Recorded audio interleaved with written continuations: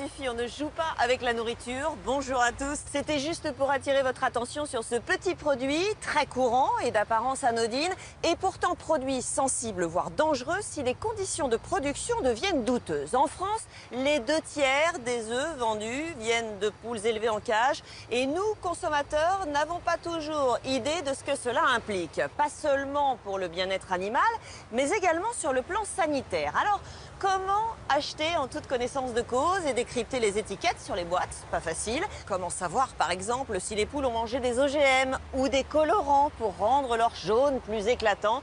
Ce sont les mystères de l'œuf et c'est une enquête signée Julie Van Ossel. Alors, 3 bénédicts, un bien cuit, 2 florentins, un norvégien, une cocotte. Dans ce restaurant parisien, il n'y a qu'un seul ingrédient à la carte. Des œufs dans tous les plats.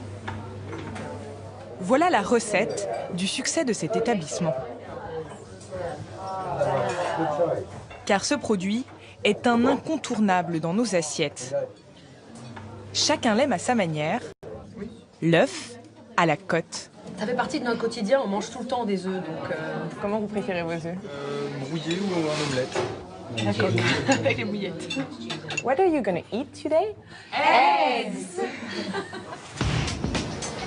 Brut ou dans nos préparations culinaires, en France, des œufs nous en consommons 220 en moyenne par an, soit 4 par semaine et par personne. C'est un produit de tous les jours, on en met dans les gâteaux. Moi, je fais beaucoup de pâtisserie de dimanche. 15 milliards d'œufs sont produits chaque année dans notre pays. C'est un record en Europe. Mais tous ne sont pas à mettre dans le même panier. En cage, au sol, en plein air ou bio, le mode d'élevage des poules est en fait inscrit sur chaque coquille. Moi, je regarde si c'est bien A et F, parce que on m'a dit que c'était les bons, alors donc je prends ça. Et la manière de produire influence directement le coût de l'œuf. Mais à quel prix pour l'animal? Les gens qui sont motivés par le prix, ils se fichent de savoir dans quelles conditions élever la poule. Eux, ce qu'ils veulent, c'est avoir un œuf, de la protéine pas chère. Une production à grande échelle, donc, bien loin des fermes traditionnelles d'autrefois. Les industriels ont envahi ce marché dominé aujourd'hui à 60% par les marques de distributeurs. Et pour nous tenter, ces professionnels ont mis au point des techniques marketing bien rodées. C'est très important pour les marques d'utiliser cette imagerie de paille, panier, ferme. C'est pour justement faire oublier ce côté industriel qui fait peur aux consommateurs et qui ont envie d'être rassurés. Dans les élevages, dans les industries ou sur les emballages, nous allons percer les mystères de l'œuf.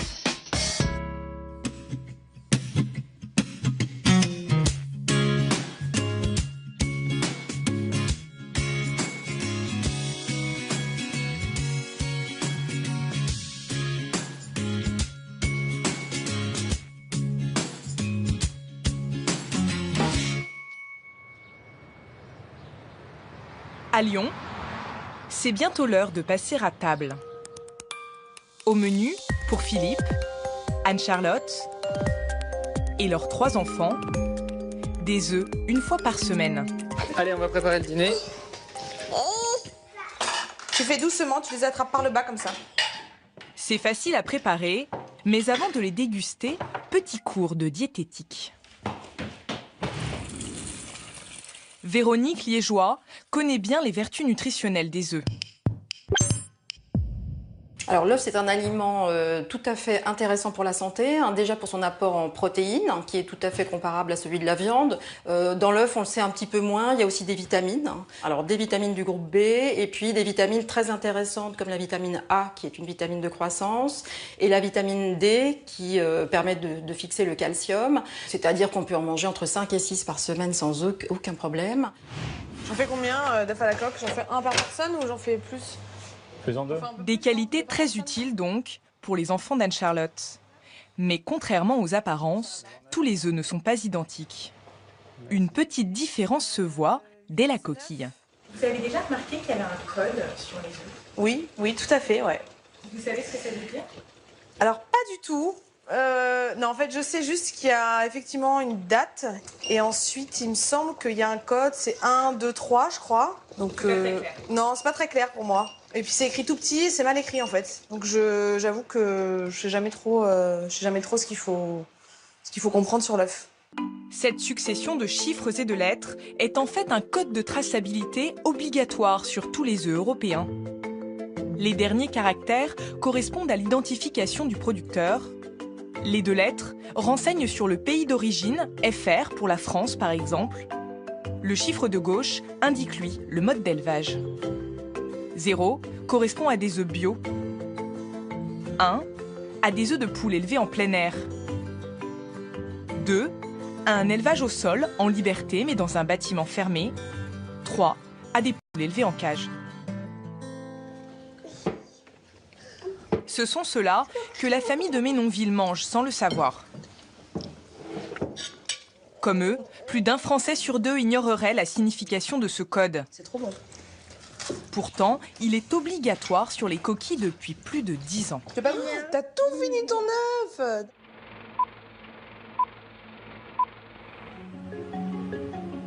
C'est à Bruxelles que tout s'est joué, au sein de la Commission européenne. Nous sommes à la fin des années 90. À l'époque, les associations de consommateurs, les éleveurs et le lobby de la protection animale font pression sur les institutions. Ils réclament une meilleure information sur les conditions de production des œufs. C'est surtout l'élevage en cage qui est montré du doigt. En 2002, finalement, dans cette directive, Bruxelles rend obligatoire l'inscription de ces fameux codes 3, 2, 1 et 0. Ils sont communs à tous les États membres. C'est la première fois qu'une telle mesure est mise en place sur un produit alimentaire. Aujourd'hui en France, environ 6% des œufs proviennent d'un élevage au sol. 8% sont bio, 17% sont issus d'élevage en plein air et le marché est très largement dominé par les œufs de poules en cage. Alors nous avons voulu savoir comment ces œufs de batterie étaient produits. Une seule entreprise nous a ouvert ses portes. C'est le groupe Pampreuf, l'un des 4 plus gros producteurs d'œufs en France. En Poitou-Charentes, l'endroit est a priori désert. Pourtant, à l'intérieur se trouve l'un des sites de production les plus intensifs de France. Rares sont les caméras autorisées ici. Comme tous les matins, Paul Agblot vient rendre visite à ses poules et son contrôle débute devant cet écran. Là, je prends les nouvelles du bâtiment, je m'informe un peu sur la consommation qui a été faite sur la journée d'hier. Je peux regarder la consommation d'aliments qui s'est faite. C'est très important pour nous. On dit dans notre jargon, la poule pond par le bec. Donc, il faut qu'elle mange bien, qu'elle boive bien pour qu'on puisse avoir des œufs à collecter. 21 tonnes de nourriture par jour. Car derrière la porte, 200 000 pondeuses attendent Paul. Depuis 2012, pour améliorer le bien-être des animaux, la réglementation impose que chaque poule bénéficie d'au moins 750 cm². C'est un peu plus d'une feuille A4.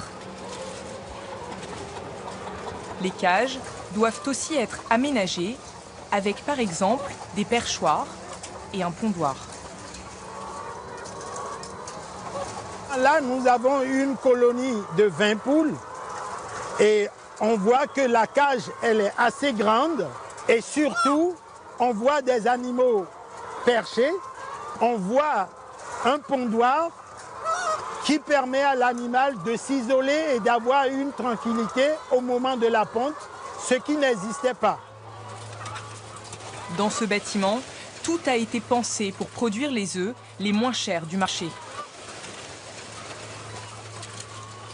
Il y a des cages sur 12 étages, du sol au plafond. L'espace est optimisé et la collecte entièrement automatisée.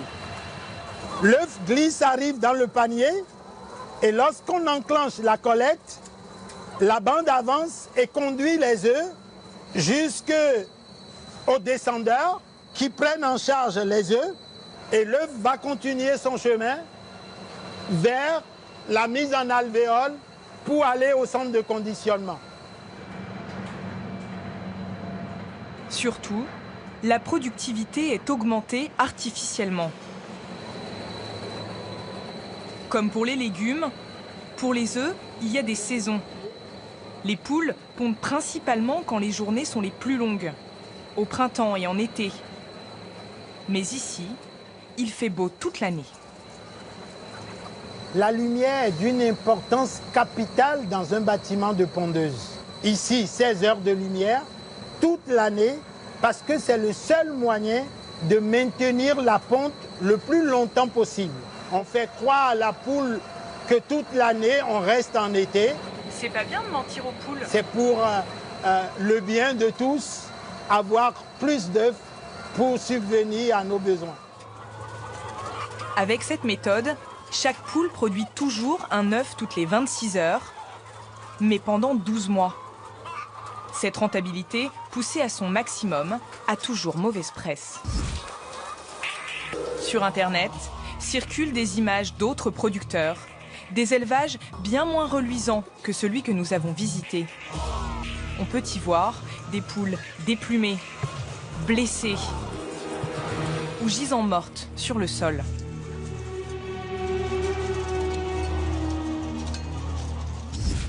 Alors, certains de nos voisins, comme l'Autriche, ont déjà prévu d'interdire totalement ce mode d'élevage, jugé trop cruel. En Italie, Coop, l'une des principales enseignes, a arrêté de vendre des œufs de batterie, tout comme Delhaize et Colruyt en Belgique. En France, en revanche, seule la marque Monoprix et les supermarchés Attaque ne commercialisent plus ces œufs standards. Les défenseurs de la cause animale comptent bien mobiliser davantage. À Paris, l'association L214 se prépare. Armés de leurs costumes, les militants battent le pavé devant ce magasin du groupe Système U qui commercialise lui toujours des œufs de catégorie 3. Bonjour, bonjour. Un instant pour signer contre l'élevage en batterie des poules pondeuses. Aidez-nous à convaincre les supermarchés. Bonjour, contre l'élevage en batterie des poules pondeuses. Signez la pétition contre l'élevage en batterie des poules pondeuses. Il faut vraiment qu'on réfléchisse à notre rapport aux animaux de façon vraiment plus construite. On sait que ce sont des êtres sensibles et pour autant, ça ne change pas nos comportements. Voilà, nos choix de consommation, ils ont un impact direct sur les animaux, quoi. Ouais, non, mais ça, je suis entièrement d'accord. Pour attirer l'attention des passants, ils n'hésitent pas à se mettre en scène, quitte à choquer pour mieux convaincre. La réalité, c'est vraiment ces cages, des cages dans lesquelles sont enfermés les animaux. Et encore, là, il n'y a pas de treillis métallique au sol. Voilà, on est dans des cages de luxe. Et puis je suis seule, je peux presque étendre mes ailes. Ah, c'est affreux, bien sûr que ça me parle, bien sûr. Mais vous devriez le faire savoir, parce que les gens ne savent pas. Hein. Nous, on est libres et que les animaux ont le droit à la même chose, à la liberté aussi. D'élever dans de bonnes conditions et d'être abattus dans de bonnes conditions et d'être transportés dans de bonnes conditions. Quand on fait notre sondage d'opinion, il y a 84% des gens qui s'expriment pour que les grandes surfaces suppriment les œufs de poules pondeuses élevées en cage de batterie. Ce qu'on veut, c'est un engagement, c'est justement essayer de faire sortir la France de l'élevage en cage de batterie, quoi. Avec l'aide des consommateurs, les bénévoles de L214 espèrent bien se faire entendre, jusqu'ici, au siège de Système U, où nous sommes allés rencontrer le responsable de la communication. Bonjour, Thierry Desouches. On ne peut pas, on est face, nous, à une situation qui est un peu complexe. D'abord, nous avons des consommateurs qui ne sont pas tous, si vous voulez, concernés par les conditions d'élevage des poules et qui parfois ont des considérations économiques. Ce qu'il faut savoir, c'est qu'aujourd'hui, un œuf de poule bio ou un œuf de poule élevé en plein air coûte plus cher qu'un œuf de poule élevé en cage. Et ça, aujourd'hui, en France, c'est une réalité. Il y a des gens qui sont à quelques centimes près sur leur budget alimentaire. Donc, nous, on préfère proposer le choix au consommateur, libre à lui de choisir des œufs bio des œufs de poule élevés en cage ou des œufs de poule élevés en plein air, suivant encore une fois un choix qui est le sien, parfois dicté par des considérations économiques. Bien que les œufs en cage soient les moins chers du marché, leur vente ne cesse de chuter, au profit notamment des œufs issus de poules élevées au sol, environ 20% plus chers. Au sol, les poules vivent enfermées, sans lumière naturelle, dans un bâtiment comme celui-ci. À l'intérieur, pas de cage et 9 poules maximum par mètre carré. Pour leur bien-être, les pondeuses doivent aussi disposer d'un nid pour 7 poules, d'abreuvoirs et d'au moins 15 cm de perchoir chacune.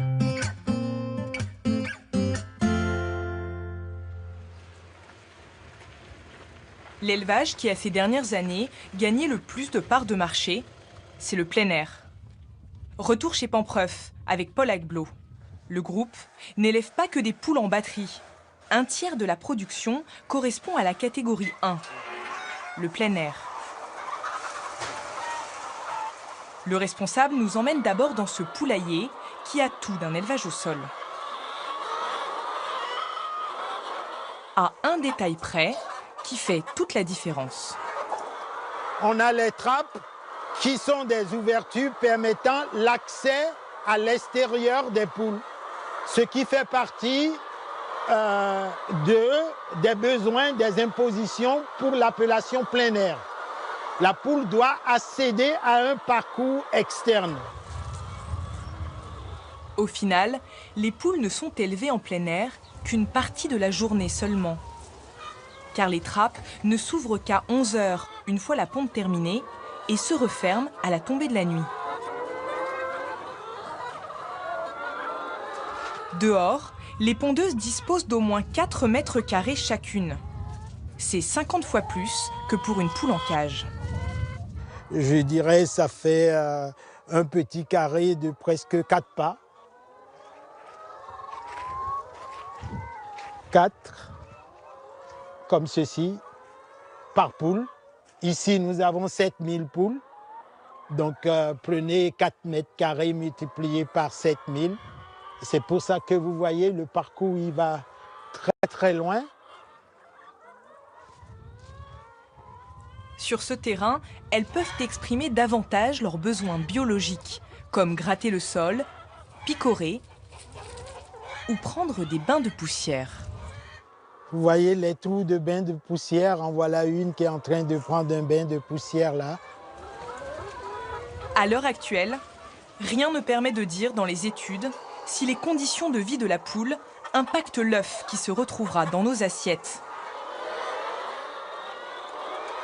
Ce qui est sûr en revanche, c'est que la composition de l'œuf est directement liée à ce que mange la poule. Que ce soit en plein air ou en cage, il n'y a pas grande différence au niveau de l'aliment.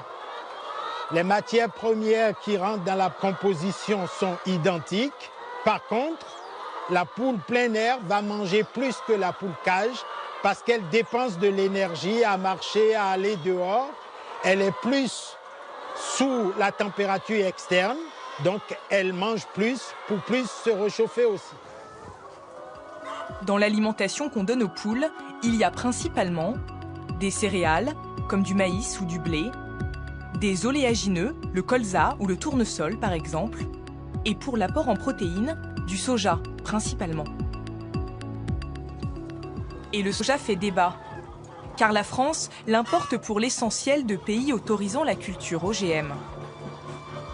Majoritairement du Brésil, d'Argentine et des États-Unis. Et rien n'oblige les marques à indiquer sur vos boîtes d'œufs que les poules ont été nourries avec ce soja génétiquement modifié. Pour rassurer les consommateurs, certains professionnels appliquent en revanche volontairement la mention « nourri sans OGM ». En Poitou-Charentes, nous sommes allés justement à la rencontre de l'un de ces fabricants d'aliments pour poules. C'est Pierre d'Algues qui concocte les mélanges. Votre camion, c'est... Il est là, à droite. D'accord. Le soja qu'il met dans ses préparations n'est pas génétiquement modifié. Pierre en a fait un argument commercial. Ça, c'est de l'aliment pondeuse, donc constitué essentiellement de maïs et d'autres matières premières, comme du soja par exemple. Alors là, essentiellement, c'est du soja non OGM parce que c'est une gamme non OGM que nous fabriquons là. Le directeur a beau avoir 20 ans d'expérience, impossible de voir à l'œil nu la différence entre soja OGM et soja non modifié. Alors, chaque livraison qu'il reçoit est scrupuleusement testée. On est obligé d'éviter toute contamination puisqu'on a droit à 0,9% et nous-mêmes on garantit même un peu moins. Et donc on est obligé de faire des analyses de façon drastique à chaque camion qui arrive. Là on peut dire que le résultat est négatif, donc il y a absence d'OGM dans le soja. Il y a 2 échantillons là, par exemple. Celui-là est non OGM et celui-là est OGM. Mais visuellement c'est à peu près la même chose. C'est quoi la différence alors ?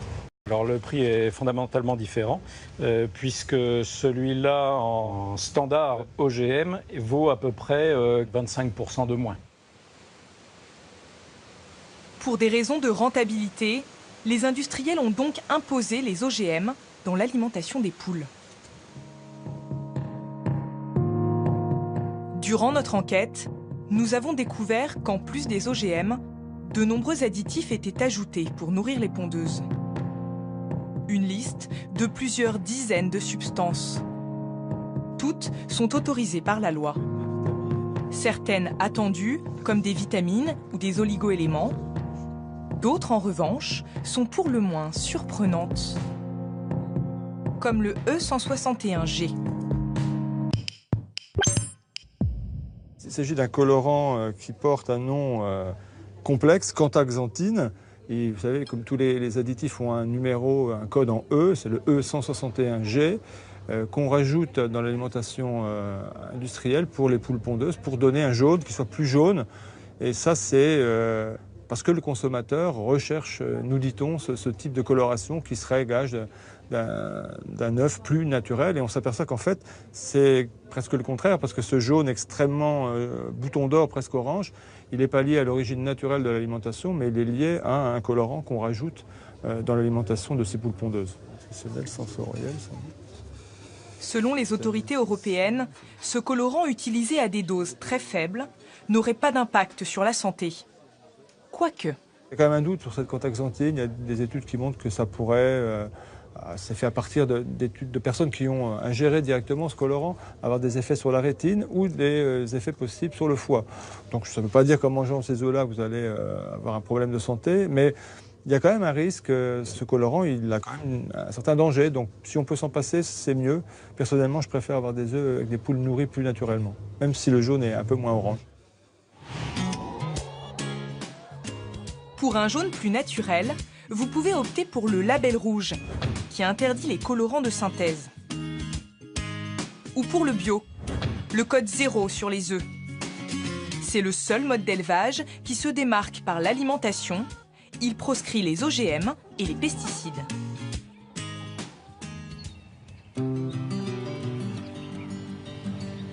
Dans la Sarthe, un village a donné son nom à un groupe devenu l'un des plus gros acteurs du marché de l'œuf.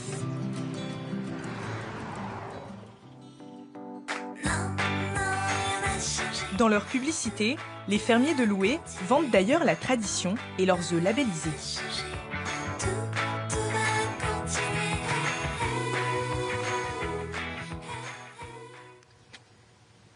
Achille et Isabelle Foubert font partie de ce groupement de 220 producteurs. T'as revu tes clôtures là un petit peu? Ouais, je vérifie, moi je passe régulièrement, tous les jours, voir s'il n'y a pas de passage de renard, si tout est OK. À première vue, leur exploitation bio ressemble à n'importe quel élevage en plein air. Le principal changement, c'est ce que mangent les poules. À commencer par l'herbe qu'elles picorent. Des pesticides en général sur le parcours des volailles, c'est strictement interdit. La réglementation est très rigoureuse. La poule utilise dans son complément alimentaire de l'herbe. Donc, et des insectes, on ne peut pas se permettre de traiter alors qu'elle va consommer cette herbe-là. Mais l'essentiel de leur nourriture est donné chaque jour à 16 h. Allez, c'est l'heure du repas là. C'est une horloge biologique. Hein. Oui. Dans les mangeoires, des graines à 95% bio. C'est une obligation. L'aliment des poules donc, est à base de céréales. Donc on y trouve du maïs grain. C'est de l'aliment bio, donc qui est issu de l'agriculture biologique. Hein, donc c'est certifié, c'est de l'aliment bio. C'est un gage de respect pour l'environnement, mais aussi pour la santé humaine, disons que voilà, et la santé de nos animaux avant tout, parce que la priorité aussi, si on veut avoir une alimentation saine, c'est aussi d'avoir des animaux qui sont nourris sainement. Pour que leurs œufs soient reconnus bio, Achille et Isabelle doivent donc donner à leurs pondeuses une alimentation sans pesticides, sans colorants de synthèse et sans OGM. Ces aliments coûtent bien plus cher, ce qui explique que les œufs bio valent souvent 2 à 3 fois plus que des œufs standards. Mais dans les rayons, l'achat se fait en quelques secondes seulement. Pas vraiment le temps de vérifier le mode d'élevage sur la coquille. Et en regardant simplement la boîte, il n'est pas toujours évident de s'y retrouver.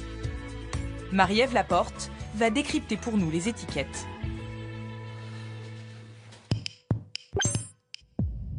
L'œuf, c'est un cas vraiment intéressant, c'est même un cas d'école, parce que d'un côté, c'est extrêmement simple, c'est un aliment brut, et en même temps, on a des boîtes extrêmement complexes qui font que quand le consommateur achète, il est perdu devant toutes ces informations. Si on prend cette boîte, on a une marque, on a la mention que c'est fermier, évidemment, on a la quantité d'œufs, mais alors on ne nous dit pas seulement 6 œufs, on nous dit 6 œufs fermiers à nouveau, gros.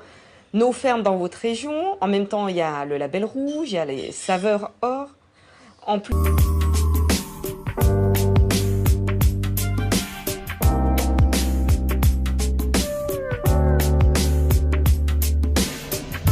On va nous dire que les élevages sont de petite taille, on va nous décrire l'alimentation, le système de ponte, le fait qu'elles soient en liberté. Enfin, il faut vraiment passer du temps si on veut tout comprendre.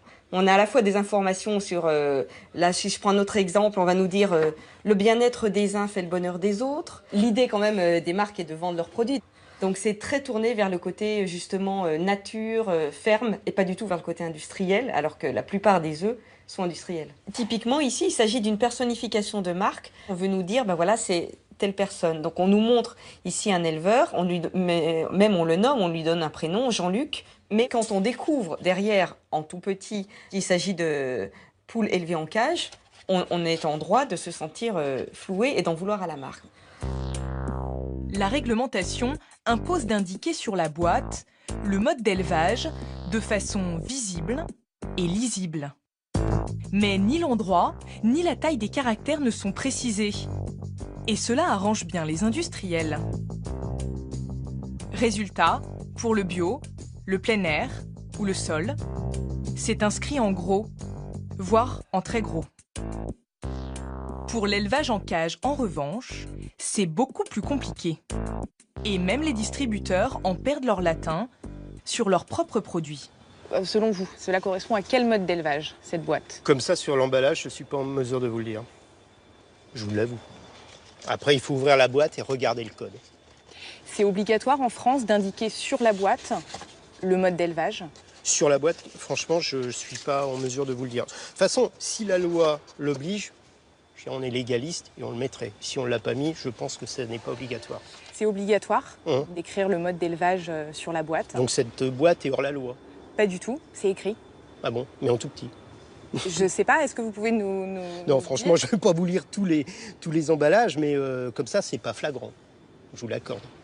C'est vrai qu'on met beaucoup plus en avant la mention de plein air que la mention de cage. Donc, il faudrait mettre 12 œufs de poule élevés en cage, de la même façon qu'on met 12 œufs élevés en plein air. Il faudrait? Ça veut dire que vous allez le faire? Je pense pas. Pourquoi? Parce que autant, si vous voulez, l'argument plein air est un argument qualitatif, autant, en effet, la cage ne présente pas, je dirais, un argument évident qualitatif. Des petites astuces légales destinées à nous vendre toujours plus. Pour nous faire oublier les cages et l'envers du décor, au lieu du mode de production, les fabricants préfèrent nous parler d'autres choses, comme de la fraîcheur par exemple. Sur les boîtes, ils n'hésitent pas à multiplier les formulations, comme fraîcheur coque, extra frais ou première fraîcheur. C'est à celui qui sera plus frais que le concurrent. Frais ou extra frais, c'est pas par rapport à la... Après, non. Non, c'est pas par rapport à la durée de ponte. La date de ponte ou c'est 2-3 jours, je crois, il me semble, hein, c'est ça. Je suis pas sûr. Extra frais, on est censé pouvoir peut-être les manger à la coque, mais dans un délai très court. Et frais, on peut les conserver un peu plus longtemps, je pense. Et vous, qu'est-ce que vous en pensez? Nous avons cherché ce que dit la réglementation. Et elle est très claire. Seules les mentions extra ou extra frais sont officielles. Et les œufs le sont uniquement jusqu'au 9e jour après la ponte. La date de ponte, obligatoire dans ce cas, est donc le seul vrai indicateur de fraîcheur. Et dans les rayons, il faut ouvrir l'œil. Nous avons constaté dans plusieurs magasins que certains œufs affichés clairement comme extra frais dépassaient largement les 9 jours. Sur cette boîte, par exemple, les œufs ont été pondus le 27 mars. Ils étaient donc extra jusqu'au 5 avril. Pourtant, nous avons pu les acheter 16 jours plus tard, le 21. Rien d'illégal, mais encore une fois, seule cette mention en tout petit indique qu'ils ne sont plus extra frais. Si vous aimez les œufs à la coque, préférez-les très frais, cherchez la date de ponte et comptez 9 jours. Chaque Français consomme en moyenne 4 œufs par semaine. Ce sont les géants de l'industrie agroalimentaire qui se partagent ce marché colossal de 13 milliards d'euros. Ce sont eux, les maîtres de la planète œuf. Il y a le groupe Avril qui commercialise les marques Matine et Madoge. Le groupe L'œuf de nos villages a sa propre marque. LDC conditionne les œufs loués et Le Gaulois. Et les œufs Lustucru, eux, sont fournis par le groupe Pampreuf, où nous sommes retournés au centre de conditionnement cette fois.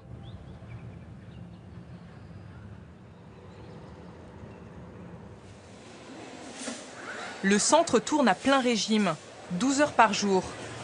Ici, sont mis en boîte 180 000 œufs à l'heure.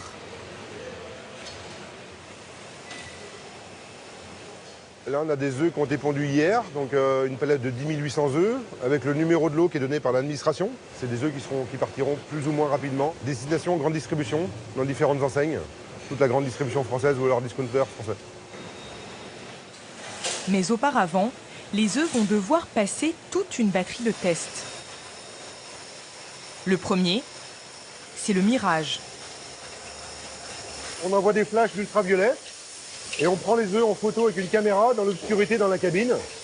Et on va pouvoir répertorier les œufs qui peuvent aller en boîte et ceux qui seront déclassés.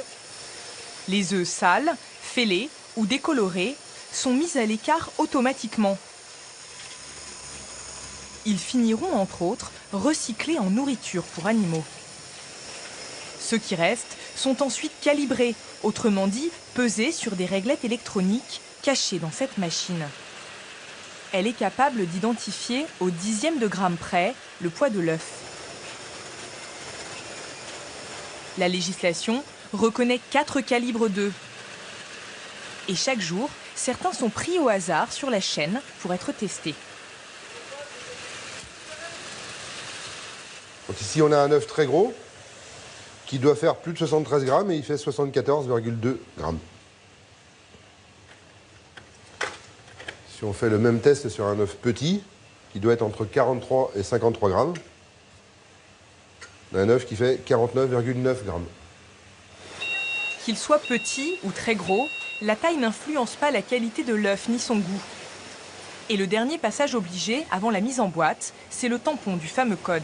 L'étape ici, c'est le marquage des œufs avec une encre alimentaire où on va repositionner le numéro du lot qui va servir à l'identification du produit.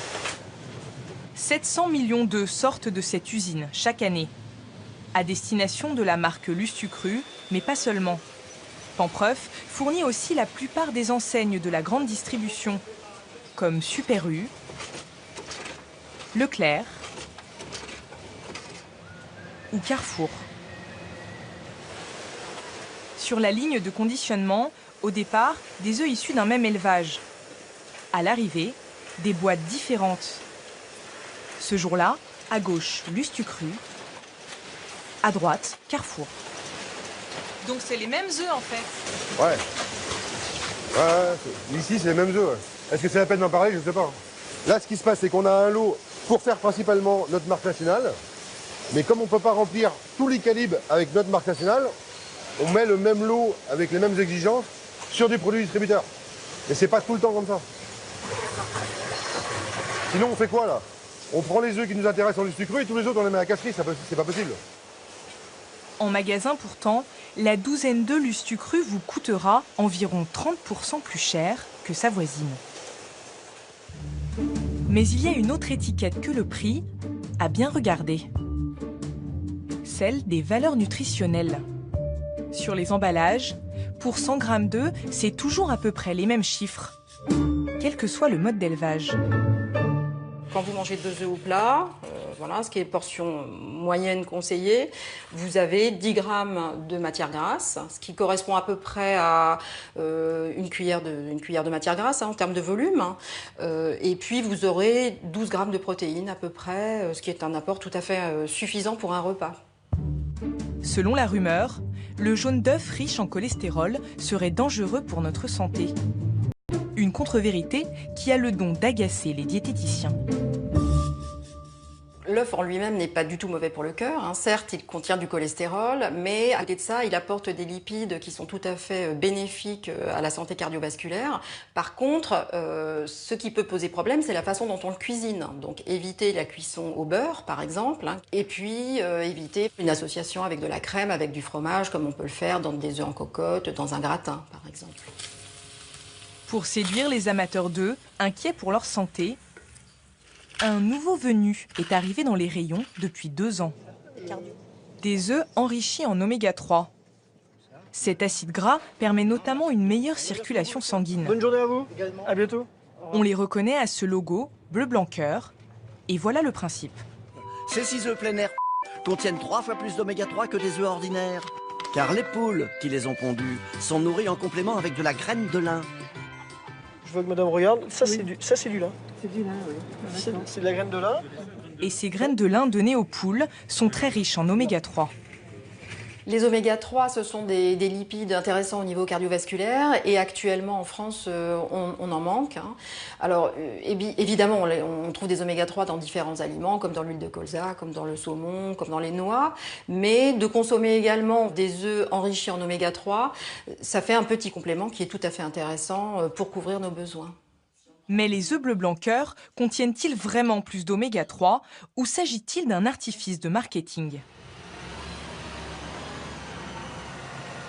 Pour le savoir, nous avons acheté différents types d'œufs. Des premiers prix de poules élevées en cage, aux plus chers, les labellisés.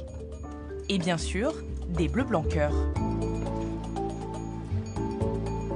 Et nous les avons apportés, sans les casser, à l'INRA, l'Institut national de la recherche agronomique. Et plus précisément à Jacques Moureau, spécialiste des lipides. Tu enregistres sur le cahier les œufs bio, premier, cage, discount, et en dernier, des œufs bleu blanc cœur. Il va d'abord vérifier que la promesse affichée par bleu blanc cœur se retrouve bien dans la coquille. Qu'il y a bien plus d'oméga 3 que dans les autres œufs.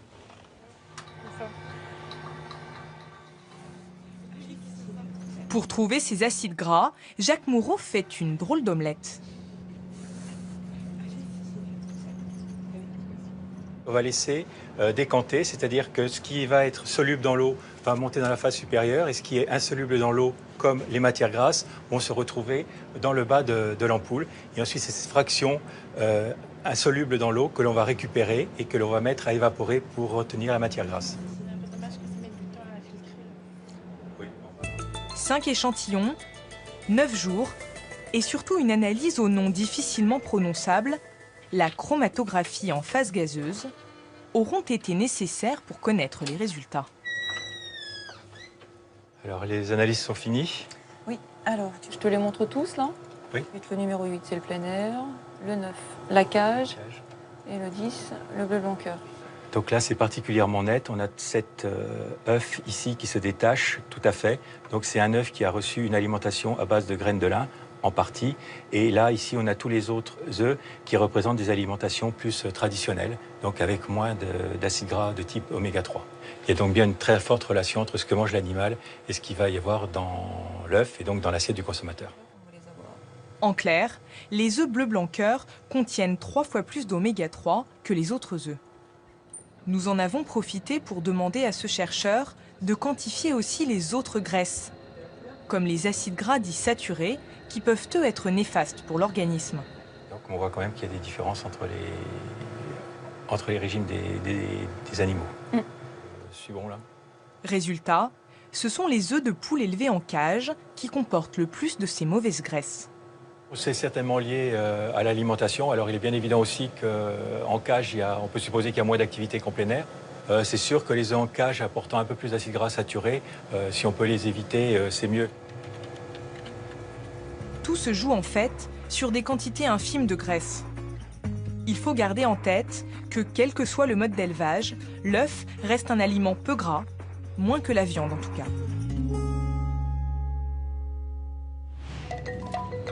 Dans les salades de nos supermarchés, les pâtes, les gâteaux, la mayonnaise, mais aussi le fond de veau, ou encore la crème glacée, les œufs sont partout. Nous les mangeons dans les produits transformés, souvent sans le savoir. Mais parfois, les professionnels les utilisent déjà cassés ou même déjà cuits. Du prêt à l'emploi qui porte un autre nom, les ovoproduits. Qu'est-ce que c'est? Des ovoproduits? Oui. Ah, je ne sais pas du tout ce que c'est. Ovo, c'est assez étrange comme terme. Je pense pas qu'on ait l'habitude spécifiquement d'entendre parler de ça, quoi. Mais après, je pense pas que j'en mange, non, justement. 40% des œufs que nous consommons sont en fait des ovoproduits. Et ils ne font pas l'unanimité. Xavier de Namur est restaurateur, un défenseur du fait maison. Pas vraiment un amateur, donc, de ces œufs tout prêts. Avec lui, nous avons mené une expérience. Dans ce magasin spécialisé, réservé aux professionnels de la restauration, il y a bien sûr des œufs frais. Voilà, donc on a vraiment ici l'embarras du choix sur les œufs, de l'œuf bio, à l'œuf fermier plein air, à l'œuf blanc, à l'œuf en batterie. Enfin bref, les restaurateurs, ils ont toutes les possibilités d'utiliser des vrais œufs pour faire la cuisine. Mais on va voir qu'il y a aussi des possibilités de trouver des œufs tout faits, ce qu'on appelle les ovoproduits.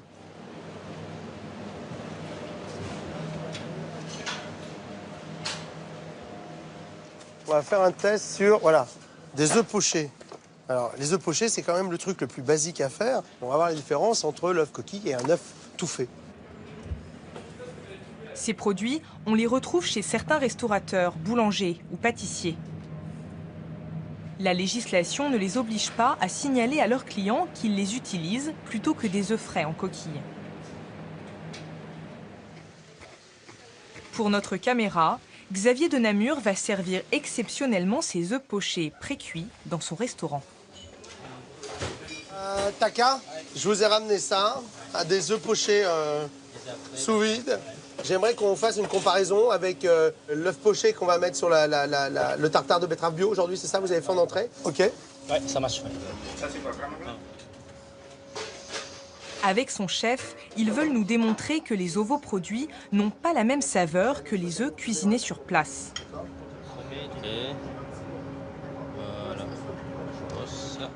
Là, le chef, il n'a pas besoin de s'embêter. On lui dit comment il fait.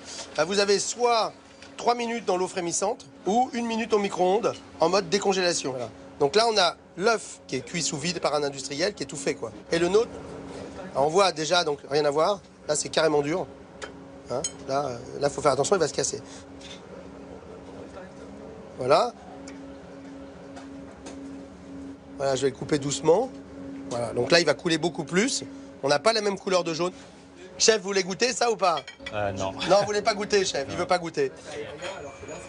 Reste à savoir si les clients, eux, vont faire la différence. Au menu, en entrée, œufs pochés sur un tartare de betterave. Dans une assiette, l'œuf maison. Dans l'autre, l'ovoproduit. Et quelques petites pousses de soja pour masquer le tout.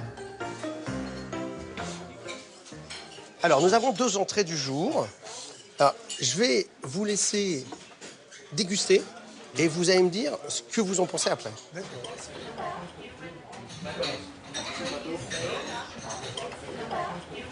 C'est très bon.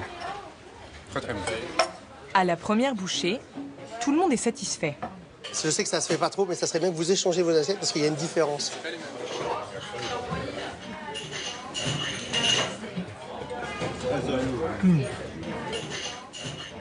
Je trouve plus léger, là. Enfin,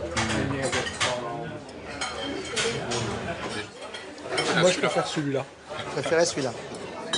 Finalement, les 2 goûteurs ont repéré et préféré l'œuf maison. Bon, en tout cas, vous avez vu la différence, ça c'est déjà bien. Ah, je vais vous ramener un vrai œuf quand même. C'était des cobayes, les pauvres. En étant déjà préparés, les ovoproduits font gagner du temps aux professionnels de l'alimentation. Et le temps, c'est de l'argent. Ah voilà, je vous remets votre œuf normal. La 7. Bon appétit. Direction Béthune, dans le Pas-de-Calais. Nous avons voulu voir une usine qui fabrique ces ovoproduits. C'est un marché en plein essor, plus 10% en 10 ans.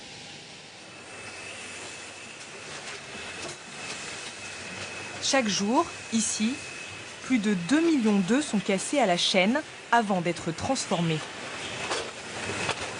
Ici, on décoquille l'œuf.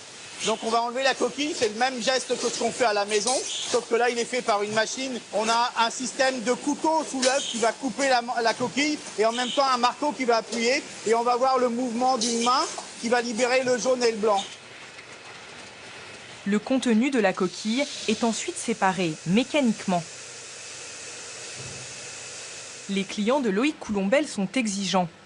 Certains n'ont besoin que du blanc ou que du jaune. D'autres commandent même de l'œuf déjà assaisonné. 90% sont des produits nature, sans ajout de sel ou de sucre. Et à peu près, on a entre 10 et 15% de produits, principalement des produits salés pour les mayonnaises, ou alors des produits sucrés plus pour des crèmes, desserts ou des glaces. Le grand intérêt de ces œufs, c'est surtout leur durée de vie, jusqu'à 1 an. Pour cela, pas de conservateur, le mélange est pasteurisé. La dernière étape, c'est le conditionnement. À l'arrivée, l'œuf ne se trouve plus dans une coquille, mais dans cette brique.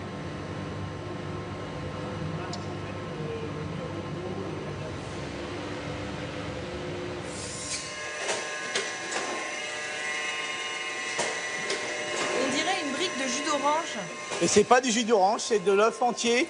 Ça, c'est un produit qui va aller chez des restaurateurs ou des pâtissiers. Ça correspond à peu près une vingtaine d'œufs. Si vous mettez quelqu'un à casser des œufs, ça vous prend du temps, ça vous coûte de l'argent. Alors qu'ici, vous avez un produit qui est prêt à l'emploi, vous l'ouvrez, vous le versez. Vous avez des conditionnements plus gros, en 5, 10 kilos, 20 kilos, qui permettent, en fonction des besoins des utilisateurs, d'avoir une quantité de produits à disposition rapidement, sans avoir le cassage. De l'œuf déjà liquide, mais pas seulement. Dans cette industrie, l'œuf se transforme et prend toutes les formes. Donc ici, on a l'ensemble de la gamme des produits qui sont fabriqués par nos usines. D'une part, du blanc d'œuf, bouteille de 500 ml, comme boisson hyperprotéinée. Le même produit blanc qui va être en poudre, utilisé dans la viande ou par exemple pour fabriquer le surimi. On fabrique également de l'entier concentré sucré. On appelle ça confit d'œuf parce que ça ressemble un peu à une confiture. Le dernier né de cette famille d'ovoproduits, c'est lui, l'œuf en bombe. Il fait la fierté de Loïc Coulombelle. On remplace un emballage naturel qui est la coquille d'œuf par un emballage en spray. C'est un peu comme un spray de chantilly.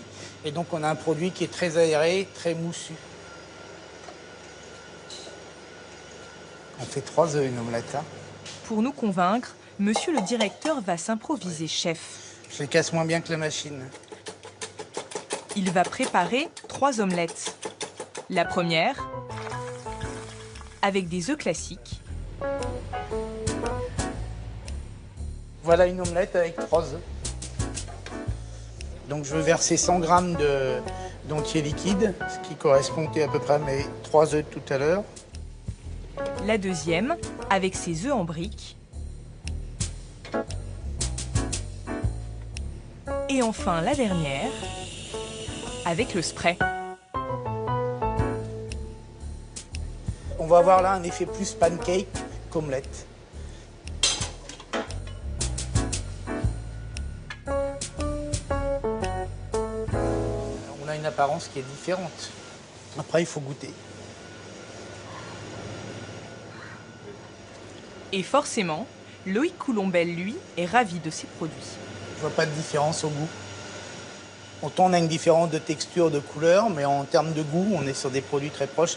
Et là, j'ai pas mis de sel, donc on est vraiment sur un goût d'œuf. Cet œuf en mousse est disponible en Italie. Il sera peut-être bientôt dans nos rayons. Les ovoproduits sont déjà bel et bien dans nos assiettes.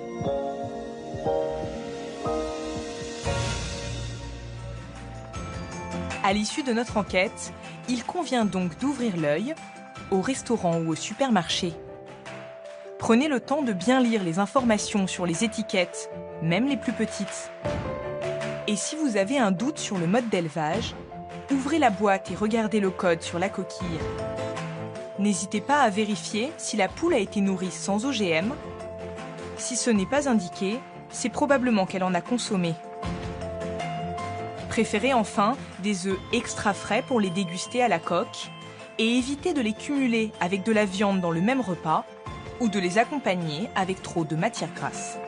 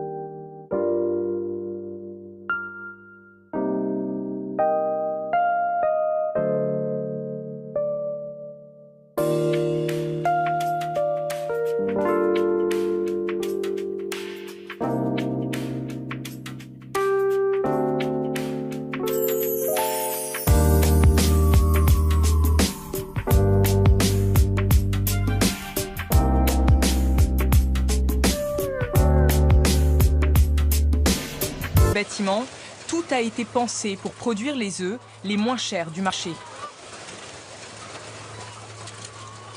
Il y a des cages sur 12 étages, du sol au plafond. L'espace est optimisé et la collecte entièrement automatisée. L'œuf glisse, arrive dans le panier et lorsqu'on enclenche la collecte, la bande avance et conduit les œufs jusqu'aux descendeurs qui prennent en charge les œufs et l'œuf va continuer son chemin vers la mise en alvéole pour aller au centre de conditionnement. Surtout, la productivité est augmentée artificiellement. Comme pour les légumes, pour les œufs, il y a des saisons. Les poules pondent principalement quand les journées sont les plus longues, au printemps et en été. Mais ici, il fait beau toute l'année. La lumière est d'une importance capitale dans un bâtiment de pondeuse. Ici, 16 heures de lumière toute l'année parce que c'est le seul moyen de maintenir la ponte le plus longtemps possible. On fait croire à la poule que toute l'année, on reste en été. C'est pas bien de mentir aux poules. C'est pour le bien de tous, avoir plus d'œufs pour subvenir à nos besoins. Avec cette méthode, chaque poule produit toujours un œuf toutes les 26 heures, mais pendant 12 mois. Cette rentabilité, poussée à son maximum, a toujours mauvaise presse. Sur Internet, circulent des images d'autres producteurs, des élevages bien moins reluisants que celui que nous avons visité. On peut y voir des poules déplumées, blessées ou gisant mortes sur le sol.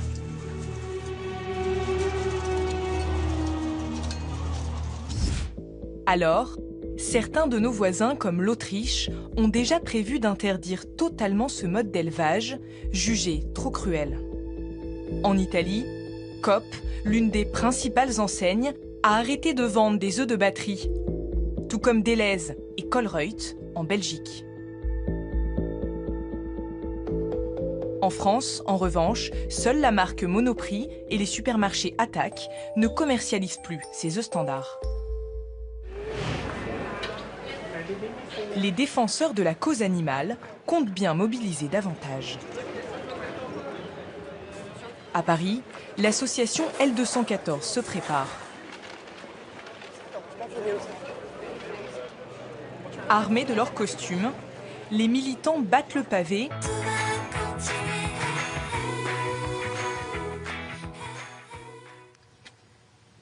Achille et Isabelle Foubert font partie de ce groupement de 220 producteurs.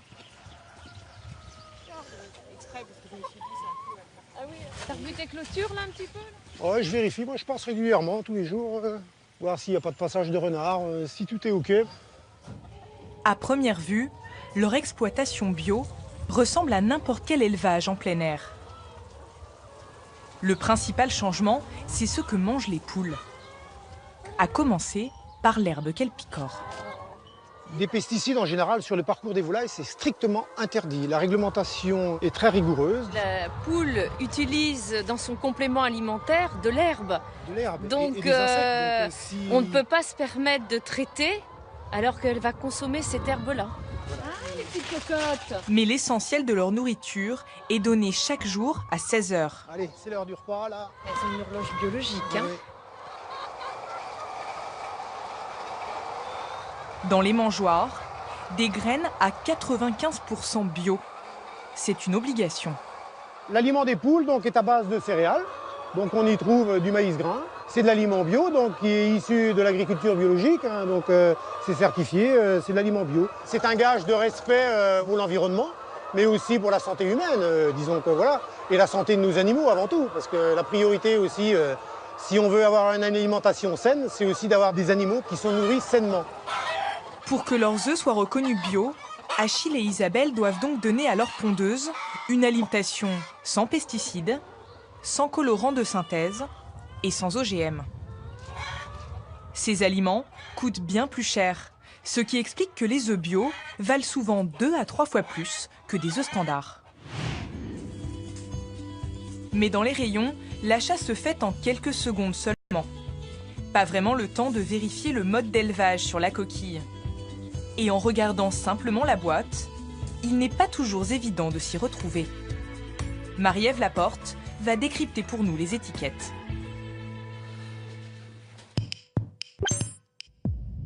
L'œuf, c'est un cas vraiment intéressant, c'est même un cas d'école, parce que d'un côté, c'est extrêmement simple, c'est un aliment brut, et en même temps, on a des boîtes extrêmement complexes qui font que quand le consommateur achète, il est perdu devant toutes ces informations. Si on prend cette boîte, on a une marque, on a la mention que c'est fermier, évidemment, on a la quantité d'œufs, mais alors on ne nous dit pas seulement 6 œufs, on nous dit 6 œufs fermiers à nouveau, gros, nos fermes dans votre région, en même temps, il y a le label rouge, il y a les saveurs or, en plus...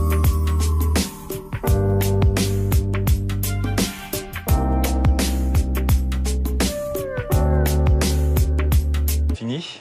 Oui, alors, je te les montre tous là. Oui. Le numéro 8, c'est le plein air. Le 9, la cage. Et le 10, le bleu blanc cœur.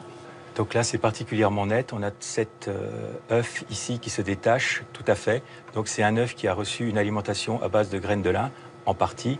Et là, ici, on a tous les autres œufs qui représentent des alimentations plus traditionnelles, donc avec moins d'acides gras de type oméga 3. Il y a donc bien une très forte relation entre ce que mange l'animal et ce qu'il va y avoir dans l'œuf et donc dans l'assiette du consommateur. En clair, les œufs bleu blanc cœur contiennent 3 fois plus d'oméga 3 que les autres œufs. Nous en avons profité pour demander à ce chercheur de quantifier aussi les autres graisses, comme les acides gras dits saturés, qui peuvent eux être néfastes pour l'organisme. Donc on voit quand même qu'il y a des différences entre les régimes des animaux. Suivons là.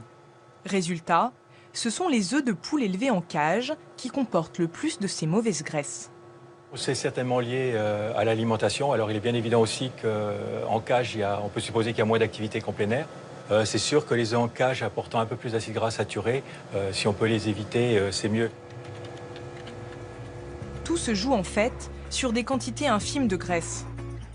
Il faut garder en tête que quel que soit le mode d'élevage, l'œuf reste un aliment peu gras, moins que la viande en tout cas.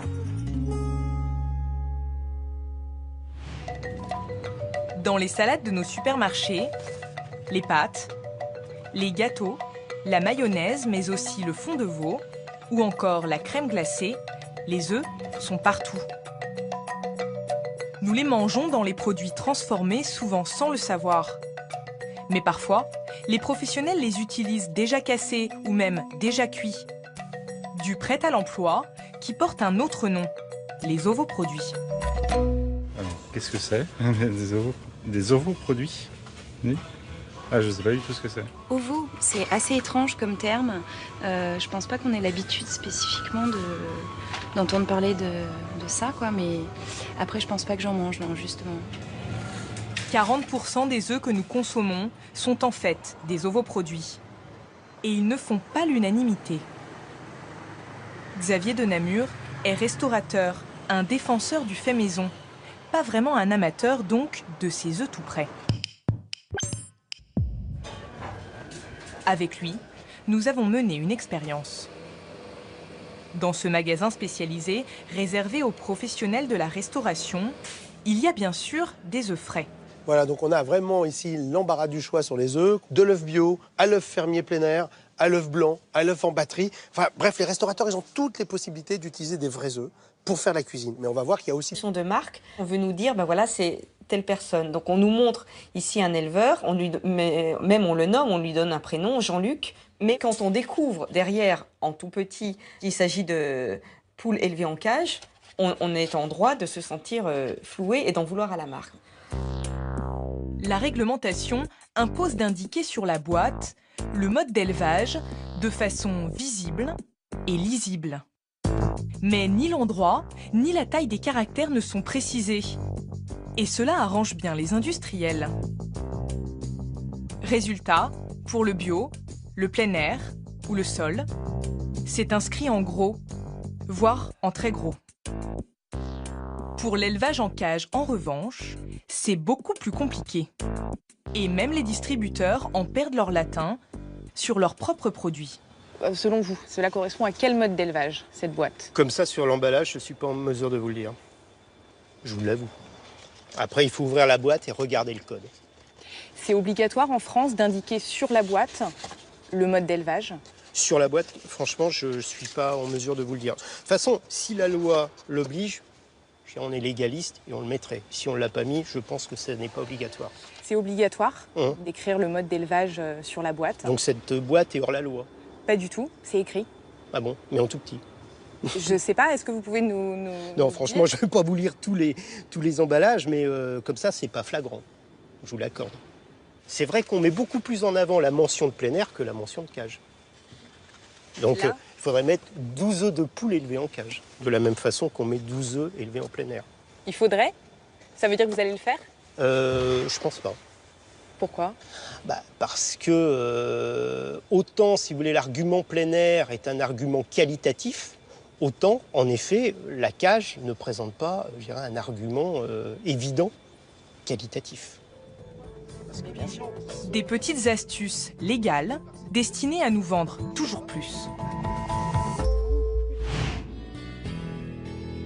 Pour nous faire oublier les cages et l'envers du décor, au lieu du mode de production, les fabricants préfèrent nous parler d'autres choses, comme de la fraîcheur par exemple. Sur les boîtes, ils n'hésitent pas à multiplier les formulations, comme fraîcheur coque, extra frais ou première fraîcheur. C'est à celui qui sera plus frais que le concurrent. Frais ou extra frais, c'est pas par rapport à la... Après, non. Non, c'est pas par rapport à la durée de ponte. La date de ponte où Ou c'est 2-3 jours, je crois, il me semble, c'est ça. Je suis pas sûr. Extra frais, on est censé pouvoir peut-être les manger à la coque, mais dans un délai très court. Et frais, on peut les conserver un peu plus longtemps, je pense. Et vous, qu'est-ce que vous... Aujourd'hui en France, environ 6% des œufs proviennent d'un élevage au sol. 8% sont bio, 17% sont issus d'élevage en plein air, et le marché est très largement dominé par les œufs de poules en cage. Alors nous avons voulu savoir comment ces œufs de batterie étaient produits. Une seule entreprise nous a ouvert ses portes. C'est le groupe Pampreuf, l'un des 4 plus gros producteurs d'œufs en France. En Poitou-Charentes, l'endroit est a priori désert. Pourtant, à l'intérieur se trouve l'un des sites de production les plus intensifs de France. Rares sont les caméras autorisées ici. Comme tous les matins, Paul Agblot vient rendre visite à ses poules et son contrôle débute devant cet écran. Là, je prends les nouvelles du bâtiment, je m'informe un peu sur la consommation qui a été faite sur la journée d'hier. Je peux regarder la consommation d'aliments qui s'est faite. C'est très important pour nous. On dit dans notre jargon, la poule pond par le bec. Donc, il faut qu'elle mange bien, qu'elle boive bien pour qu'on puisse avoir des œufs à collecter. 21 tonnes de nourriture par jour, car derrière la porte, 200 000 pondeuses attendent Paul. Depuis 2012, pour améliorer le bien-être des animaux, la réglementation impose que chaque poule bénéficie d'au moins 750 cm². C'est un peu plus d'une feuille A4. Les cages doivent aussi être aménagées avec par exemple des perchoirs et un pondoir. Là, nous avons une colonie de 20 poules et on voit que la cage, elle est assez grande et surtout, on voit des animaux perchés, on voit un pondoir qui permet à l'animal de s'isoler et d'avoir une tranquillité au moment de la ponte, ce qui n'existait pas. Dans ce bâtiment, tout a été pensé pour produire les œufs les moins chers du marché. Il y a des cages sur 12 étages, du sol au plafond. L'espace est optimisé et la collecte entièrement automatisée.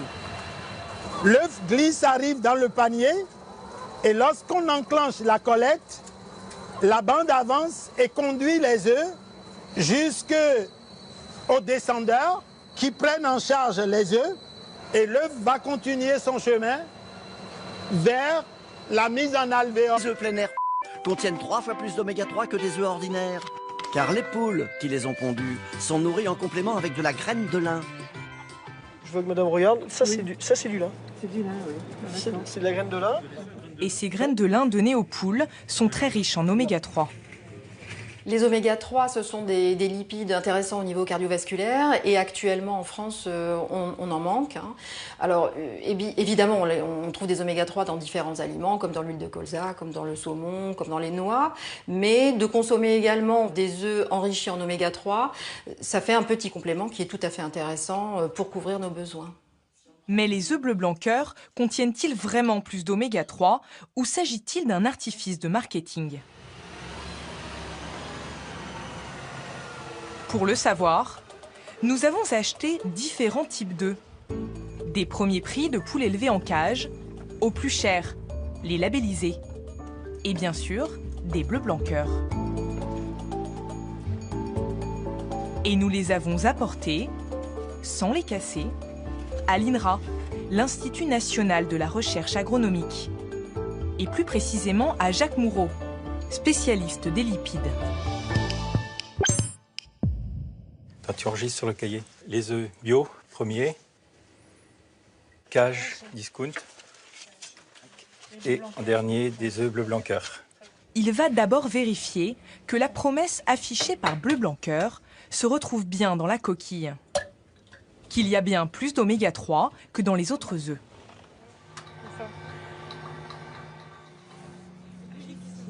Pour trouver ces acides gras, Jacques Moureau fait une drôle d'omelette. On va laisser décanter, c'est-à-dire que ce qui va être soluble dans l'eau va monter dans la phase supérieure et ce qui est insoluble dans l'eau, comme les matières grasses, vont se retrouver dans le bas de l'ampoule.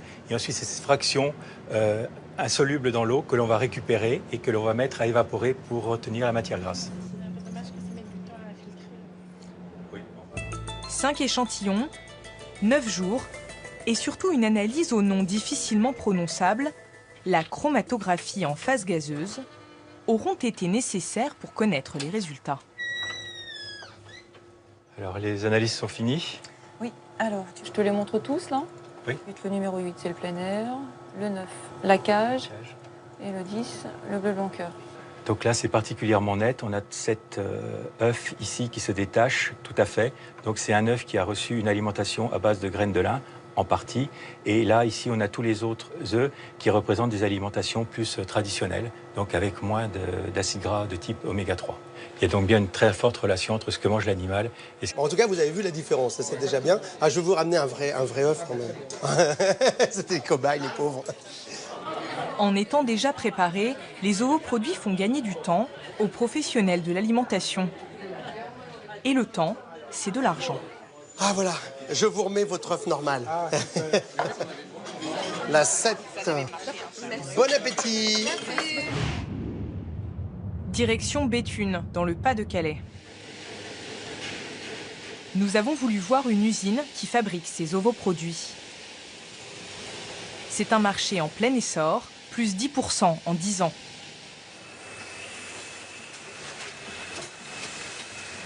Chaque jour, ici, plus de 2 millions d'œufs sont cassés à la chaîne avant d'être transformés. Ici, on décoquille l'œuf. Donc on va enlever la coquille, c'est le même geste que ce qu'on fait à la maison, sauf que là il est fait par une machine. On a un système de couteau sous l'œuf qui va couper la coquille et en même temps un marteau qui va appuyer et on va voir le mouvement d'une main qui va libérer le jaune et le blanc.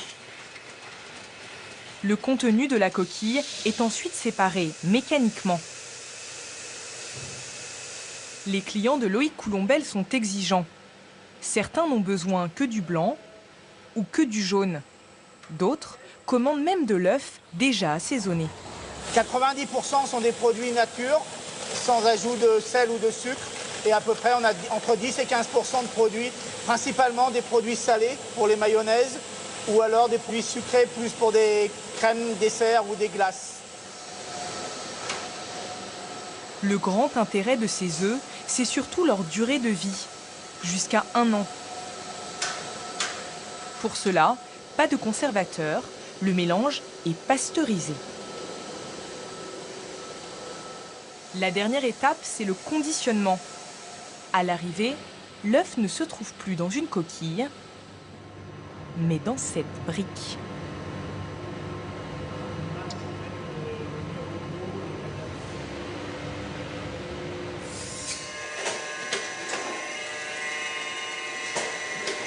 On dirait une brique de jus d'orange. Et c'est pas du jus d'orange, c'est de l'œuf entier. Ça, c'est un produit qui va aller chez des restaurateurs ou des pâtissiers. Ça correspond à peu près une vingtaine d'œufs. Si vous mettez quelqu'un à casser des œufs, ça vous prend du temps, ça vous coûte de l'argent. Alors qu'ici, vous avez un produit qui est prêt à l'emploi, vous l'ouvrez, vous le versez. Vous avez des conditionnements plus gros en 5, 10 kilos, 20 kilos, qui permettent, en fonction des besoins des utilisateurs, d'avoir une quantité de produits à disposition rapidement, sans avoir le cassage. De l'œuf déjà liquide, mais pas seulement. Il y a des gens qui sont à quelques centimes près sur leur budget alimentaire. Donc nous, on préfère proposer le choix au consommateur, libre à lui de choisir des œufs bio, des œufs de poule élevés en cage ou des œufs de poule élevés en plein air, suivant encore une fois un choix qui est le sien, parfois dicté par des considérations économiques. Bien que les œufs en cage soient les moins chers du marché, leur vente ne cesse de chuter, au profit notamment des œufs issus de poules élevées au sol, environ 20% plus chers. Au sol, les poules vivent enfermées, sans lumière naturelle, dans un bâtiment comme celui-ci. À l'intérieur, pas de cage et 9 poules maximum par mètre carré. Pour leur bien-être, les pondeuses doivent aussi disposer d'un nid pour 7 poules, d'abreuvoirs et d'au moins 15 cm de perchoir chacune.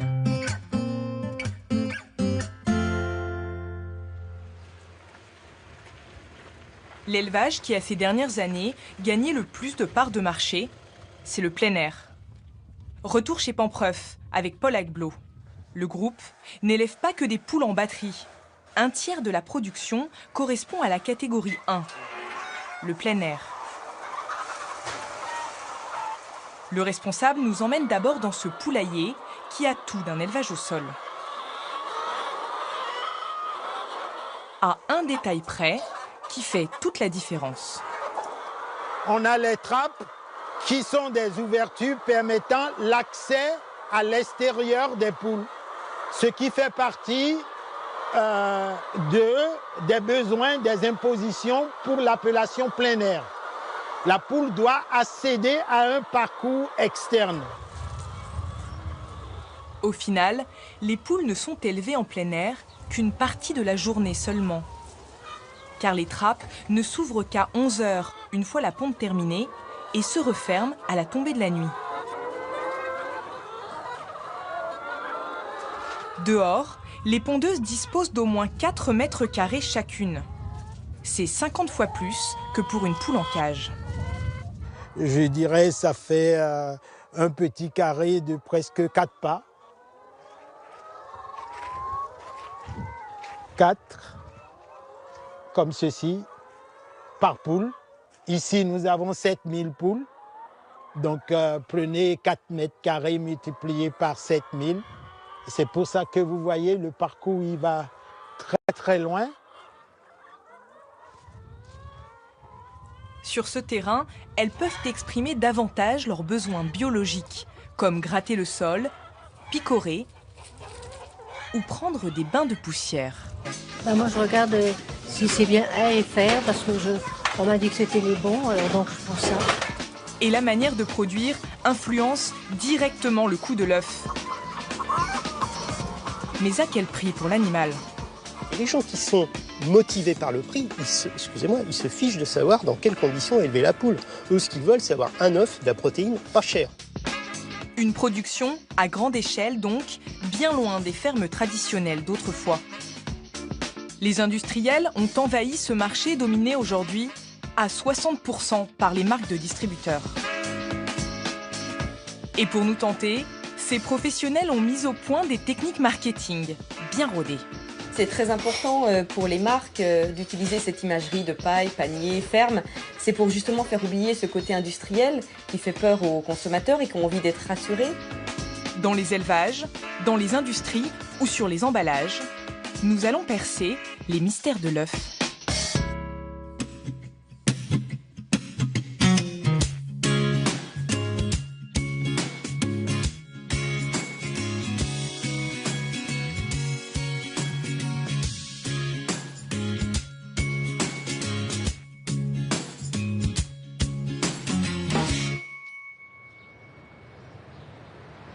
À Lyon, c'est bientôt l'heure de passer à table. Au menu, pour Philippe, Anne-Charlotte et leurs 3 enfants, des œufs une fois par semaine. Allez, on va préparer le dîner. Tu fais doucement, tu les attrapes par le bas comme ça. C'est facile à préparer, mais avant de les déguster, petit cours de diététique. Véronique Liégeois connaît bien les vertus nutritionnelles des œufs. Alors l'œuf, c'est un aliment tout à fait intéressant pour la santé, déjà pour son apport en protéines, qui est tout à fait comparable à celui de la viande. Dans l'œuf, on le sait un petit peu moins, il y a aussi des vitamines. Alors des vitamines du groupe B, et puis des vitamines très intéressantes comme la vitamine A, qui est une vitamine de croissance, et la vitamine D, qui permet de fixer le calcium. C'est-à-dire qu'on peut en manger entre 5 et 6 par semaine sans aucun problème. J'en fais combien d'œufs à la coque? J'en fais un par personne ou j'en fais plus? Des qualités très utiles donc pour les enfants d'Anne-Charlotte. Mais contrairement aux apparences, tous les œufs ne sont pas identiques. Une petite différence se voit dès la coquille. Vous avez déjà remarqué qu'il y avait un code sur les œufs? Oui, oui, tout à fait, ouais. Vous savez ce que ça veut dire? Alors, pas du tout. Non, en fait, je sais juste qu'il y a effectivement une date. Et ensuite, il me semble qu'il y a un code, c'est 1, 2, 3, je crois. Donc, non, c'est pas très clair pour moi. Et puis, c'est écrit tout petit et c'est mal écrit, en fait. Donc, Amateurs et qui ont envie d'être rassurés. Dans les élevages, dans les industries ou sur les emballages, nous allons percer les mystères de l'œuf.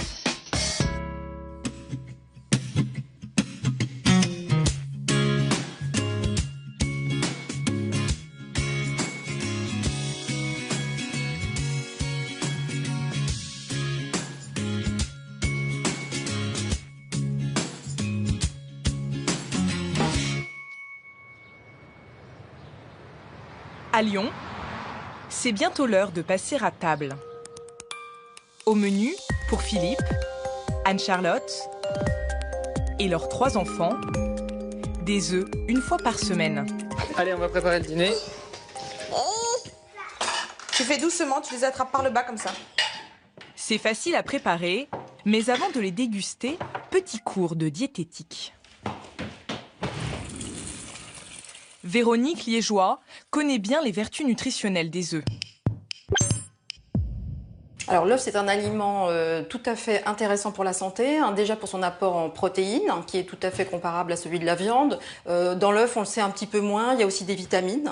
Alors des vitamines du groupe B, et puis des vitamines très intéressantes comme la vitamine A, qui est une vitamine de croissance, et la vitamine D, qui permet de fixer le calcium. C'est-à-dire qu'on peut en manger entre 5 et 6 par semaine sans aucun problème. J'en fais combien d'œufs à la coque? J'en fais un par personne ou j'en fais plus? Faisons 2. Des qualités très utiles donc pour les enfants d'Anne-Charlotte. Mais contrairement aux apparences, tous les œufs ne sont pas identiques. Une petite différence se voit dès la coquille. Vous avez déjà remarqué qu'il y avait un code sur les œufs? Oui, oui, tout à fait, ouais. Vous savez ce que ça veut dire? Alors, pas du tout. Non, en fait, je sais juste qu'il y a effectivement une date. Et ensuite, il me semble qu'il y a un code, c'est 1, 2, 3, je crois. Donc, non, c'est pas très clair pour moi. Et puis, c'est écrit tout petit et c'est mal écrit, en fait. Donc, j'avoue que je sais jamais trop ce qu'il faut comprendre sur l'œuf. Cette succession de chiffres et de lettres est en fait un code de traçabilité obligatoire sur tous les œufs européens. Les derniers caractères correspondent à l'identification du producteur. Les 2 lettres renseignent sur le pays d'origine, FR pour la France par exemple. Le chiffre de gauche indique lui le mode d'élevage. 0 correspond à des œufs bio. 1 à des œufs de poules élevés en plein air. 2 à un élevage au sol en liberté mais dans un bâtiment fermé. 3 à des poules élevées en cage. Ce sont ceux-là que la famille de Ménonville mange sans le savoir. Comme eux, plus d'un Français sur 2 ignorerait à ses poules et son contrôle débute devant cet écran. Là, je prends les nouvelles du bâtiment, je m'informe un peu sur la consommation qui a été faite sur la journée d'hier.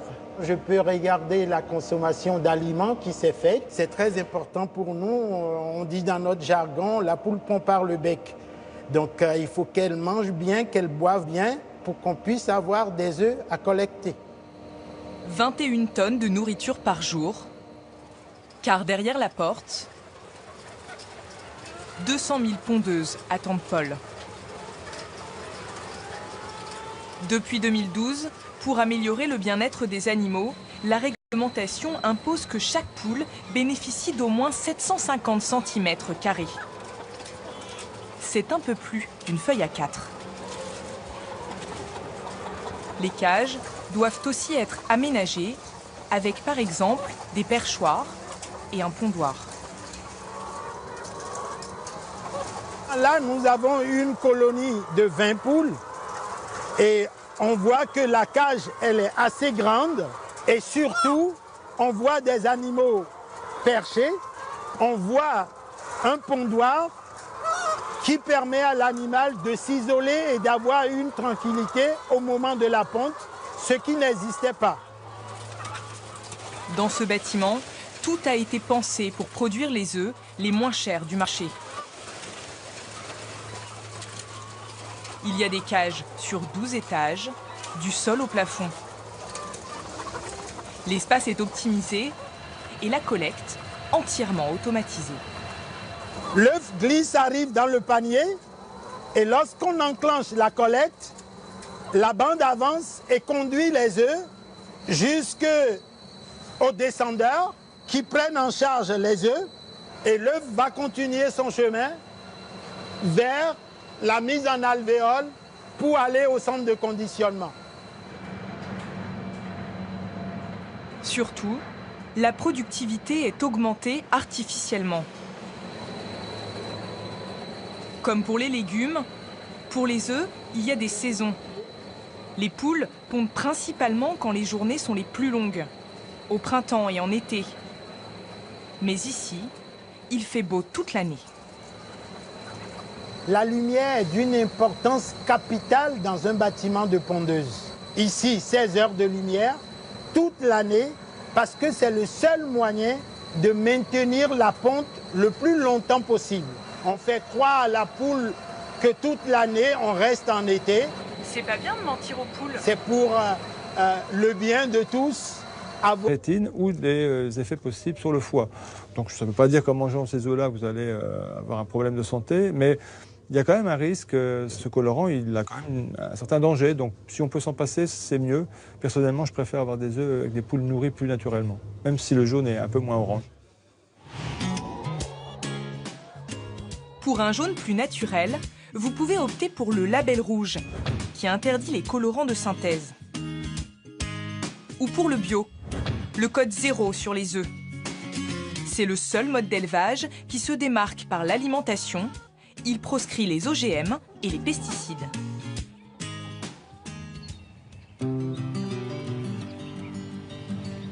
Dans la Sarthe, un village a donné son nom à un groupe devenu l'un des plus gros acteurs du marché de l'œuf.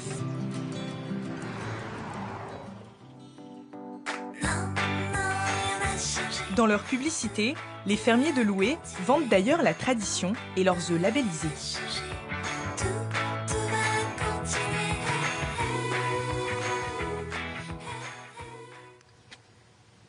Achille et Isabelle Foubert font partie de ce groupement de 220 producteurs.